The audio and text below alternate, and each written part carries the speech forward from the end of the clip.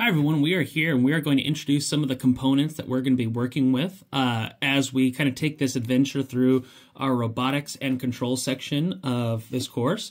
So we are going to be working with our control system, our Arduino UNO, our R3, and you can kind of see that here with some of the components. We're going to get into all these different pins. We have digital pins here. You also have all these other controls, and we'll be going through a lot of them.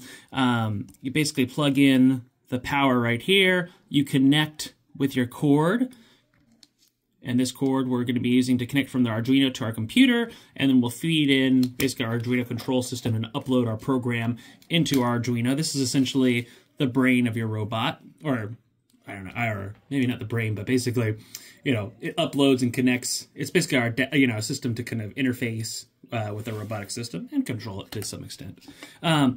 This will be our board as well. So we're going to use this and plug this into the Arduino, but it's just going to give us, again, another interface. It's basically a shield, and we're going to use this as basically our testing breadboard here. So we don't have to have basically an external breadboard. We're going to connect directly into, and actually we'll show those pins once we get into it. We're going to connect our Arduino into here, and we're going to work on this system here. Additionally, once we build our robot, we're going to have some wheels and some O-rings. As we see here, we have our basically wrench, our screwdriver as well. We're going to have our power. So you can kind of see here our batteries. We also have our, basically the system, actually let's zoom out a little bit here. We're going to have basically for our, the chassis of our robot as well. We're going to use these servo motors to basically run and basically move the wheels. We also have some other components here that we'll use to build our robot.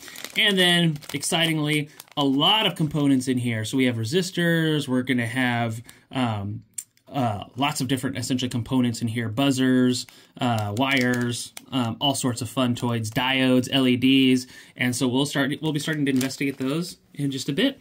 So with that, let's actually go ahead and let's get started. So before we build our chassis, we're actually going to first start out, and we are going to connect here. I'm going to remove this, and when I remove this, as you can see here,